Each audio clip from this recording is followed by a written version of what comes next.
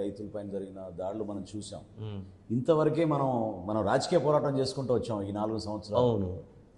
సామాన్యుడు కూడా ఆ విధంగా ఫీల్ అవుతున్నాడంటే చాలా లోతుగా ఆలోచించాల్సిన అంశం ఏంటంటే ఓకే.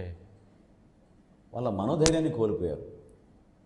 మేము వ్యక్తపరచుకోగలుగుతాం, మా అభిప్రాయం మేము చెప్పుకోగలగాలి, మాట్లాడాలి, ఎందుకు మేము అడగకూడదు, ఎందుకు ప్రశ్నించకూడదు అనేది వాళ్ళకి చాలా బాధ కలిగిస్తుంది. ఓకే.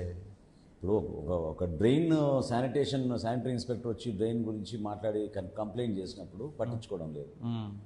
మంచినీటి పథకం కింద మాకు నీరు రావడం లేదని చెప్తే ఎవరు పట్టించుకోవడం లేదు. ఏ సమస్య పైన వాళ్ళు కంప్లైంట్ చేసినా స్థానికంగా పార్టీ నాయకులు వచ్చి వాళ్ళు బెదిరిస్తున్నారు, ఎందుకు కంప్లైంట్ చేసేవాళ్ళు. అది తట్టుకోలేకపోతున్నారు ప్రజలు. ఓకే.